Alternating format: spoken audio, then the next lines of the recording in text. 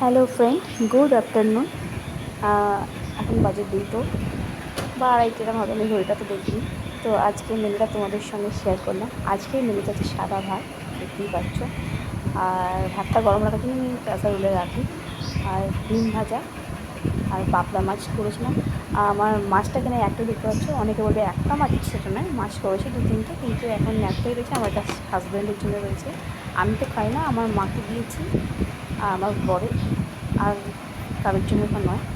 মাছ শুধু ওরা দুজনেই খেয়েছে। আর পটল আলুর তরকারি রয়েছে সঙ্গে, পাতলাটা একটু পাতলা ঝোল করেছি, গরমে এরকমই ভালো লাগে।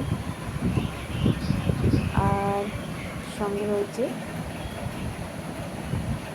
কাঁকরোল ভাজা, সরু সরু করে কেটে একটু কালো জিরে ফোড়ন দিয়ে শুকনো লঙ্কা দিয়ে এই কাঁকরোল ভাজাটা করেছি। আর মা দিয়েছিল লাউ শাকের ঘন্ট, সেটা দেখতেই পাচ্ছ।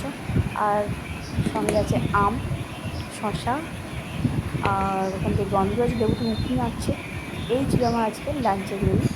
তো আমার মেনুটি কেমন লাগলো সেটা প্লিজ জানিও, ঠিক আছে? টাটা।